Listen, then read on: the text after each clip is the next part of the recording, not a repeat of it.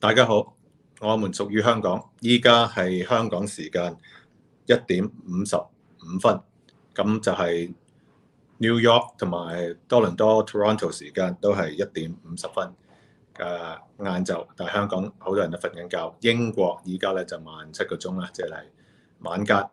咁喺我隔離咧呢位朋友咧就大家都見過嘅，就係30年前，差唔多30年前啦，同我一齊喺 Chin Radio 一個多元文化電台咧，就有個節目叫 Bridging the Gap。Bonnie Gross。Bonnie, I can't believe we did the show called Bridging the Gap almost 30 years ago. I know. In 92. I know. Yeah. And it was unique then, and we're still doing it now, which is very exciting. Yes, and before 30 years ago, we just have a radio, meaning just sound without the visual. Right. And now people can see us. Right. No YouTube. At that time, it was just radio. Yeah. Very primitive. Yeah. YouTube is a new thing, just started around 10 years ago. So now we connect people not just in Toronto, but globally. Yeah. It's incredible to think that we can be sitting here and looking at a computer and people all over the world can hear us, which is exciting. Right. And as you know, I'm on a so-called world tour, telling the Hong Kong story, encouraging Hong Kongers who are moving to different parts of the world not to give up on the hope of loving Hong Kong and try to retain the core values, but at the same time they have to assimilate into a new culture, a new society. So definitely English, it's a language they need to master. That's why 30 years ago, we created the program, but more catered towards the greater Toronto area. Yes. Well, as you know, there are many, many thousands of people from Hong Kong, from China, from all over the world here in Toronto. And so it makes it a very exciting city. And also it means that people need to improve the language skills to grow. And that's what our program is about. Yes. And if I will do it in a bilingual way, just like back 30 years ago. Of course. 今日講下廣東話先啦，就大家好啊。今日 Bonnie 係我個拍檔啦，差唔多30年前，92. So that was a long time ago back at Chin Radio, and a little bit of time at Fairchild as well in 94 to 95. So we did the program for like 3 to 4 years, right, during that time. And我諗大家可能咧睇到呢個節目咧，首先個收音嗰度咧，你話俾我聽得唔得？咁如果得咧，就俾啲 comments. So I'm just asking people to drop comments on where they are listening it from, and also whether it is too late in Hong Kong to listen to this show. But anyways, we are thinking of developing a new program that will help those who are still in Hong Kong and those who are maybe already settled in different parts of the world to polish up their English skills, listening skills, accent reduction skills, and maybe even to pass a standardized test. Now, before we have a standardized test called TOEFL. Now I think IELTS is even more popular. Yeah. Right. And one of the things that it tests, of course, is writing skills. Yes. We all need to write, of course. But when you are in a job where you need both Cantonese and perhaps any other languages, but also English, if you need English for business, your English has to be clear. Yeah. And that's what I find here in Toronto, is meeting so many people who have great writing skills. They've passed the test, they have a good job, everything's good, but the speaking skills is what helps people get promoted. And so what we want to know is, you, the viewers, what would you like to know? What would you like to improve? And we're here to help you with that. Yeah, especially when in certain parts of China, I think in the major cities, I'm not talking about Hong Kong now, taking standardized tests in English in some cities, it's now discouraged for whatever reason. So the grasp of the English language becomes even more urgent, especially if you want to communicate efficiently, I guess. But I guess the question is, to what extent people will need it unless they immigrate to an English language country. Yeah, practice makes perfect. I remember when I first landed in Canada, I was in Winnipeg. I didn't focus too much on my social activities because I tried to finish my grade 11 and 12 in supersonic speed. I did it all in 1 year. So I don't have too much of an interaction. But when I moved down to the States to the University of Minnesota, that's when I really, I think, learned more. Of course, I speak English when I was in Hong Kong, but I guess the social aspect of it's changed.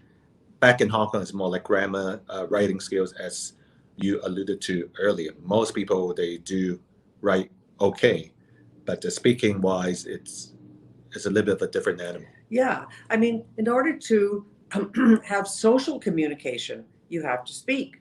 Yeah. In order to go to school, you have to write and speak.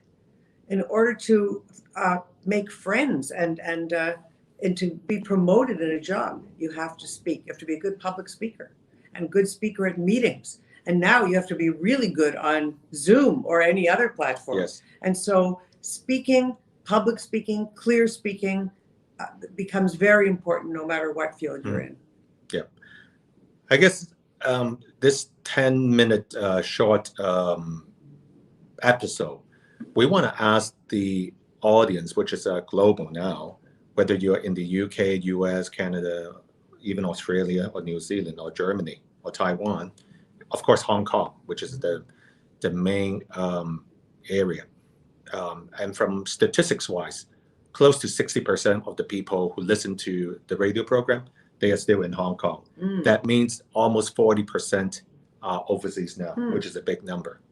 So we want to ask what kind of English program, if we produce further shows, what would you like to see? Is it just on how to pronounce certain words? And I always find it interesting, just like I remember back 2 episodes ago, we talked about Newfoundland or Newfoundland and Labrador, which is one of the eastern provinces. Right.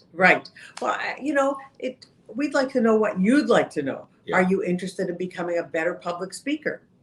Are you interested in being very good on Zoom or on Teams or any platform that you're using? Do you want to communicate well virtually? Because it's a little different than speaking in person. Do you want to have a good job interview? Do you want to learn about body language? So communication isn't only language. Of course, that's primarily what it is, but it's also your eyes, your face, your hands, your intonation. What about the tone of the voice? Yeah.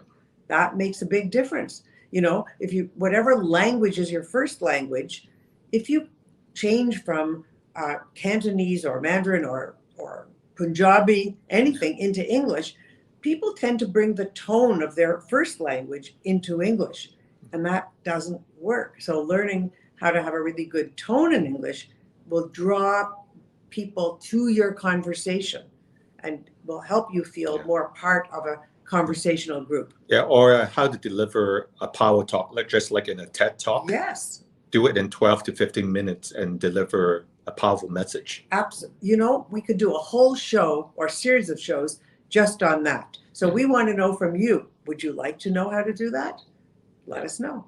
Of course. I think people do want to know, and then we are just opening the floor, so to speak, to ask people to email to us and see what their true needs are. Now, I know a lot of people are taking a lot of prep courses, as I mentioned before, and they need to score high in a standardized test just like the SSAT or SAT, GMAT, there's the English component, but we need to go further than just the standardized test.